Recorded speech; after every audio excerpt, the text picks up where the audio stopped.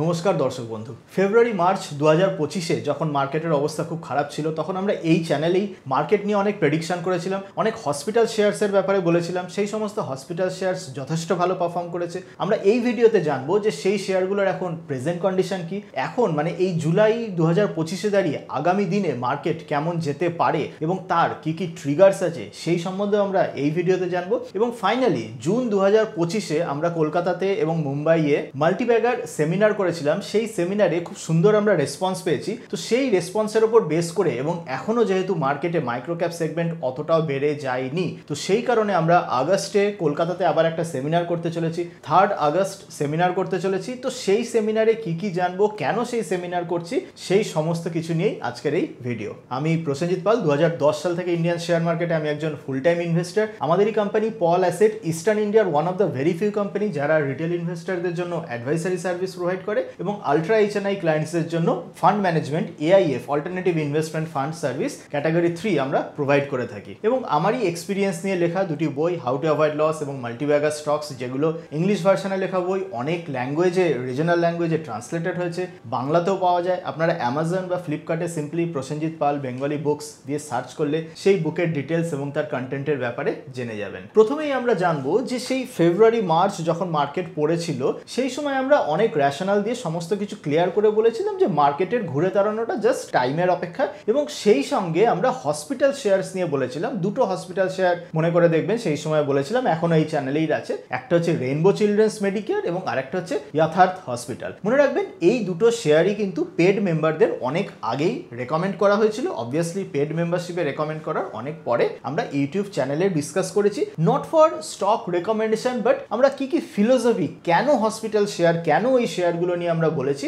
সেইটা। তো খুব সংক্ষেপে যদি বলি, ফেব্রুয়ারি মার্চের যে মার্কেট ফল হয়েছিল তার প্রাইমারি আনসার্টেনিটি যেটা ছিল, আজও যেটা রয়েছে, সেটা হচ্ছে গ্লোবাল ট্রেড ওয়ার। মানে এই যে আমেরিকা ইউএস যে প্রেসিডেন্ট ডোনাল্ড ট্রাম্প, আপনারা নিশ্চয়ই জানেন যে নানান দেশের ওপর নানান রকম ট্যারিফ মানে ইম্পোর্ট ডিউটি লাগিয়েছে। এবং আজও কিন্তু সেই ট্রেড ওয়ার মানে ইন্ডিয়া, চায়না বা অন্যান্য দেশকে কেমনভাবে এফেক্টেড হবে, কতটা কি হবে না হবে সেই নিয়ে আজও আনসার্টেনিটি রয়েছে। তো আমরা একটা জিনিস ক্লিয়ার বলেছিলাম যে যখন এই ইন্টারন্যাশনাল ট্রেডে আনসার্টেনিটি থাকে, ইম্পোর্ট এক্সপোর্ট রিলেটেড সেগমেন্ট বা কোম্পানিজের মধ্যে প্রচুর আনসার্টেনিটি থাকে, তখন এমন যে কোম্পানি, যেই কোম্পানি 100% মানে ডোমেস্টিক রেভিনিউর উপর রিলায়েন্ট, মানে বিদেশে এক্সপোর্ট কি হচ্ছে, গ্লোবাল ইকোনমি কি হচ্ছে কিচ্ছু এসে যায় না, just because of domestic consumer, domestic customer, domestic supplier, সেই রকম একটা সেগমেন্ট হচ্ছে হসপিটাল। যেই সেগমেন্টটা হচ্ছে বাইরে পৃথিবীতে কি হয়ে গেল না হয়ে গেল তার উপর লেস ডিপেন্ডেন্ট, ইন্ডিয়ার মধ্যে ইন্ডিয়ান পপুলেশনে কি হচ্ছে তার উপরেই ম্যাক্সিমাম ডিপেন্ডেন্সি। তো সেই কারণে যখন গ্লোবাল আনসার্টেনিটি টাইমে এই হসপিটালের মতো bet one of the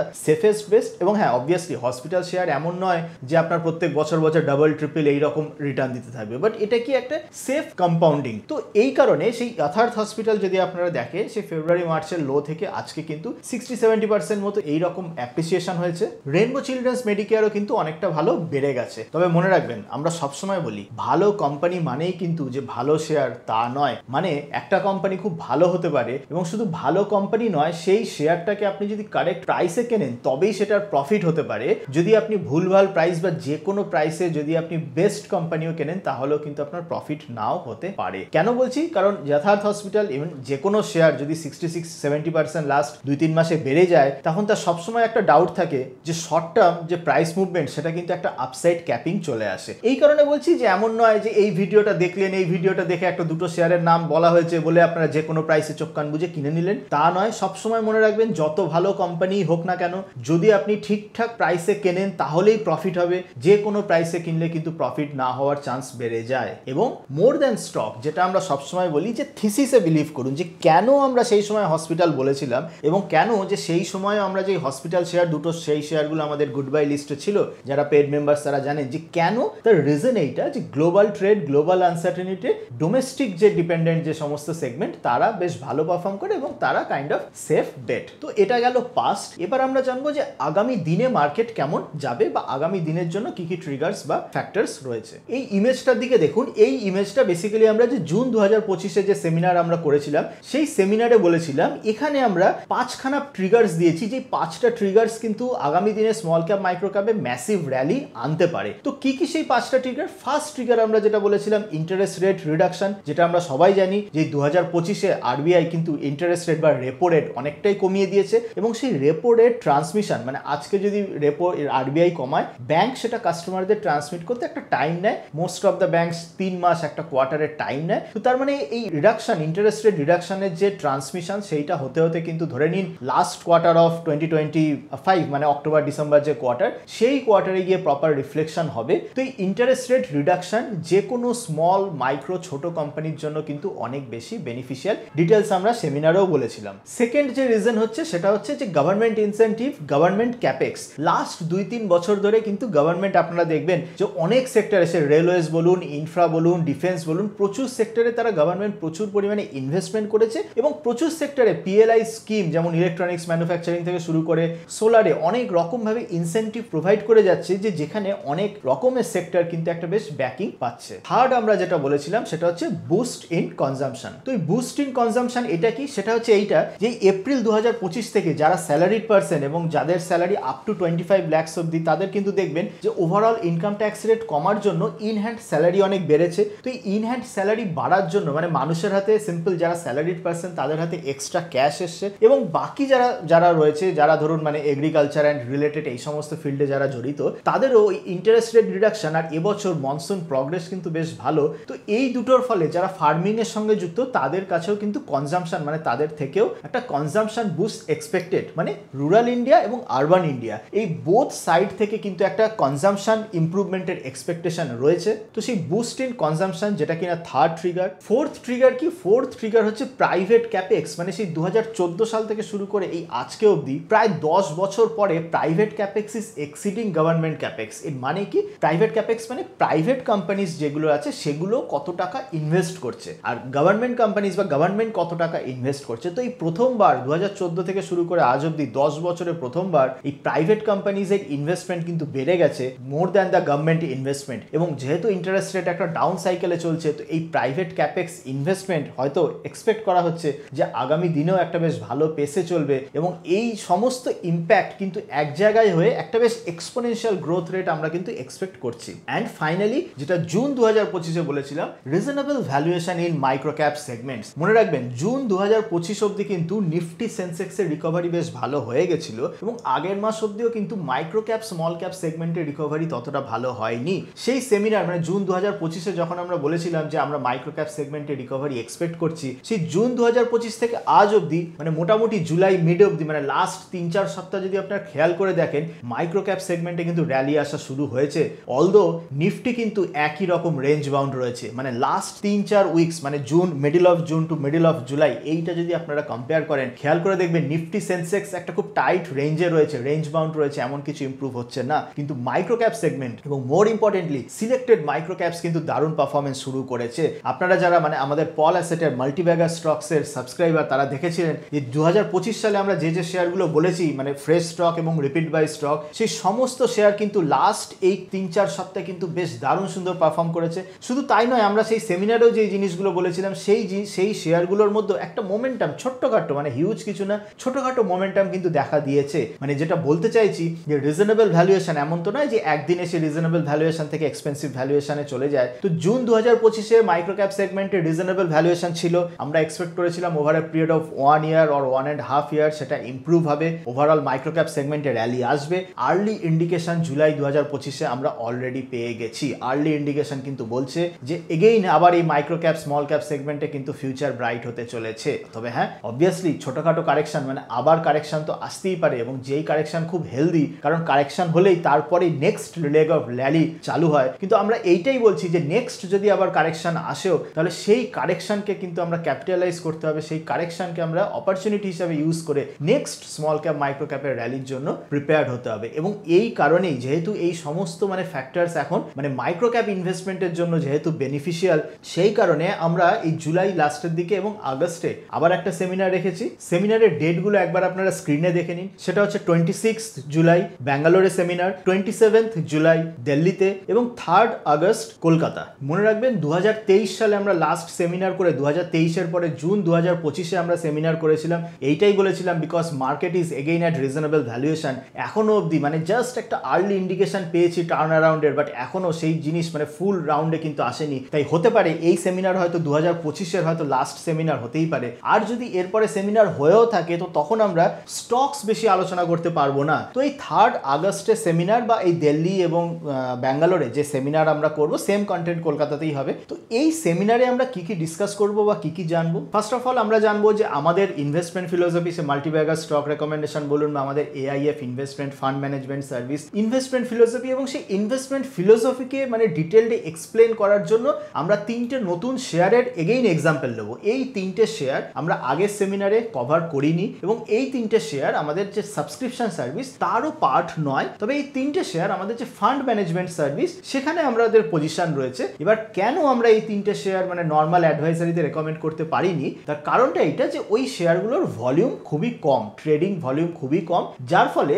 recommendation is not possible. কারণ রেকমেন্ড করলেই দেখা যাবে মানে সাবস্ক্রাইবার বাইংসের জন্যই দেখা যাবে 10-20% একটা আপ মুভে প্রাইস খুলছে। তো এই কারণে এই সমস্ত ইললিকুইড এতটাই শেয়ার যে যার জন্য আমরা রেকমেন্ড করতে পারি না। বাট আমাদের ফান্ড ম্যানেজমেন্ট সার্ভিসে ইনভেস্ট করতে পেরেছি কারণ সেখানে আমাদের প্রপার রিস্ক ম্যানেজমেন্ট রয়েছে। এবং সেমিনারে আমরা অ্যাজ অ্যান এক্সাম্পল কিন্তু বলবো, মনে রাখবেন এটা কখনোই স্টক টিপস নয়। আমরা সেই সমস্ত শেয়ারের প্রাইস টার্গেট, বাই সেল এইসব কোনো কিছু নিয়ে আলোচনা করব না। খালি বলবো যে শেয়ারের মানে বিজনেস নিয়ে বলবো এবং সেই বিজনেস থেকে সেই ইনভেস্টমেন্ট র্যাশনালি বুঝিয়ে কেন আমরা AIF এ আমাদের ফান্ড ম্যানেজমেন্ট সার্ভিসে ইনভেস্ট করেছি সেইটা বলবো। তার সাথে রিস্ক বলবো এবং একটা জেনারেল রিস্ক হলো মাইক্রো ক্যাপ শেয়ার মানে ইললিকুইড শেয়ার, যেমন পজিটিভস যেমন প্লে আউট করতে পারে, যে কোনো নেগেটিভ প্লে আউট করলে কিন্তু 30, 40, 50 বা 60% কত কারেকশন কিন্তু ইজিলি পসিবল। এবং অলরেডি আমরা দেখেছি জানুয়ারি, ফেব্রুয়ারি, মার্চ এই সময় প্রচুর মাইক্রো ক্যাপ শেয়ার 50, 60, 70, 80% অব্দিও কারেকশন হয়েছে। তো সুতরাং মনে রাখবেন যে কোনো ইললিকুইড শেয়ারে 50-60% কারেকশন আসতেই পারে। তো সেমিনারে যদি আপনারা আসতে চান ওই জাস্ট এসে স্টক টিপস নেবেন, স্টক টিপস নিয়ে ইনভেস্ট করে একটা হিউজ টাকা বানিয়ে ফেলবেন, এই মেন্টালিটি নিয়ে আসবেন না। কিছু যদি শেখার মেন্টালিটি, কিছু যদি শিখতে চান তো তাহলেই আসুন এবং শেয়ারগুলোকে অ্যাজ অ্যান এক্সাম্পল ইউজ করুন। কারণ মনে রাখবেন ওই শেয়ারগুলোতে আমাদের AIF এ ইনভেস্টমেন্ট আছে, সুতরাং আমাদের ভেস্টেড ইন্টারেস্ট রয়েছে। এবং আরও বলে রাখি এই সেমিনারে যারা পার্টিসিপেট করবে তো তারা সেমিনারের পরে obviously recorded video and presentation তো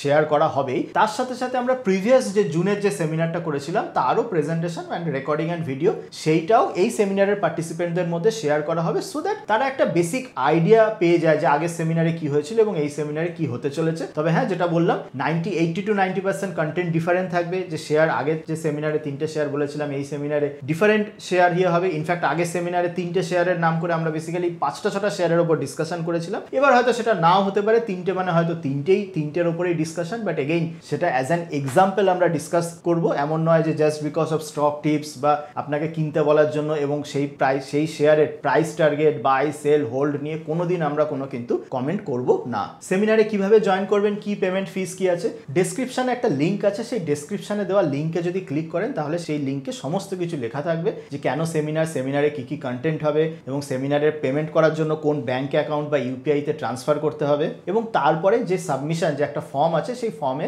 সাবমিট করতে হবে আপনার পেমেন্ট ডিটেলস, সেই সমস্ত কিছু আপনার সেই ডকে আছে। কমেন্টে বলবেন না যে কত টাকা আমাকে লিঙ্ক দিন এইসব, আমরা এরকম কমেন্টে কোনো লিঙ্ক বা ব্যাংক ডিটেলস আপনাকে দেবো না। জাস্ট আপনাকে ডেসক্রিপশনে লিঙ্কে সেইখানে গিয়ে চেক করতে হবে। ফিস, সেমিনারের ফিস হচ্ছে 999, একটা টোকেন অ্যামাউন্ট 999 টাকা। এটা নন নেগোসিয়েবল, কোনো রকম ডিসকাউন্ট, স্ট্রিক্টলি নট অ্যালাউড। বুঝতেই পারছেন 999 টাকায় আমরা আগেরবার তাজ তালকুঠির যেটা হচ্ছে ইকো পার্ক গেট 1-এর পাশে ইফেল টাওয়ারের যেটা রেপ্লিকা আছে তার পাশেই যেটা তাজ তালকুঠির 5-স্টার প্রপার্টি সেখানে করেছিলাম এবং সেখানে করা মানে একটা 999 পার হেড, 999 এর একটু সামান্য বেশি খরচা হয়, ইনক্লুডিং আমরা যদি ইকুইপমেন্ট অল মানে হল চার্জ, স্ন্যাক্স অ্যান্ড অল সমস্ত কিছু ধরি। বাট স্টিল আমরা করতে পেরেছিলাম কারণ ফিজিক্যাল সেমিনারের সাথে সাথে প্রচুর অনলাইন পার্টিসিপেন্টও জয়েন করেছিল। তো সেই অনলাইনের জন্য যেহেতু সেই রেকর্ডিং ভিডিওতে পয়সা নেই, তো সেই করে আমাদের মানে এটা ব্যালেন্স আউট হয়েছে। অবভিয়াসলি কোনো কিছু তো আমরা লসে রান করবো না।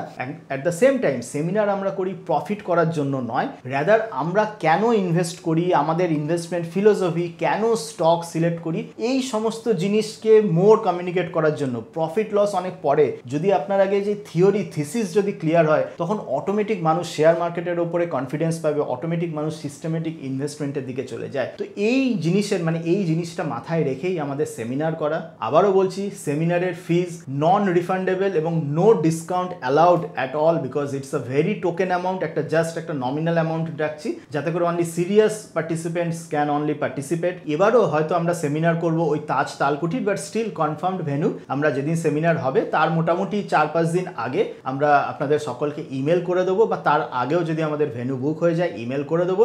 একটাই রিকোয়েস্ট, আগের সেমিনারে আমরা দেখেছিলাম যেটা হয়েছিল অনেকদিন আগে নোটিফাই করা সত্ত্বেও লাস্ট 2 দিনে প্রায় 14-15টা মানুষ কিন্তু পার্টিসিপেন্ট রেজিস্ট্রেশন করেছিল, যাতে করে অনেক প্রবলেম হয়। তো এবার আমরা সেই জন্য বলে রাখি যে লাস্টের দিকে, লাস্ট 3 দিনে কিন্তু আমরা প্রাইস বাড়িয়ে দিতে পারি এবং যে কোনো মোমেন্টে কিন্তু রেজিস্ট্রেশনও ক্লোজ করে দিতে পারি। তো যদি আপনার মনে হয় যে সেমিনারে পার্টিসিপেট করার, তো তাহলে আপনি অ্যাট দ্য আর্লিয়েস্ট করুন, কারণ লাস্টের দিকে করলে কিন্তু আমাদের সকলেরই প্ল্যানিংয়ে, এবং যেহেতু বুঝতেই পারছেন একটা হল তারও একটা ক্যাপাসিটি থাকে, তো সমস্ত কিছুতে একটা অ্যারেঞ্জমেন্টে একটা ভালো রকম প্রবলেম হয়। তো যদি আপনাদের পার্টিসিপেট করতেই হয় আগে করুন। এগেইন বলছি, ডেসক্রিপশনে লিঙ্ক আছে, সেই লিঙ্কে ক্লিক করে ফুল ডিটেলস পড়বেন, ব্যাংক ডিটেলস আছে, সমস্ত কিছু আছে। পেমেন্ট করার পরে আপনার একটা ফর্ম পাবেন, সেই ফর্মে আপনার এন্টায়ার ডিটেলস সাবমিট করলেই আপনার অ্যাটেন্ডেন্সের কনফার্মেশন পাবেন। আজকের মতো তাহলে এই পর্যন্তই। দেখা হচ্ছে আগামী সেমিনারে আবার একটা লার্নিং এবং ভেরি মাচ ইনসাইটফুল সেশন নিয়ে। ততদিন ভালো থাকবেন অ্যান্ড হ্যাপি ইনভেস্টিং।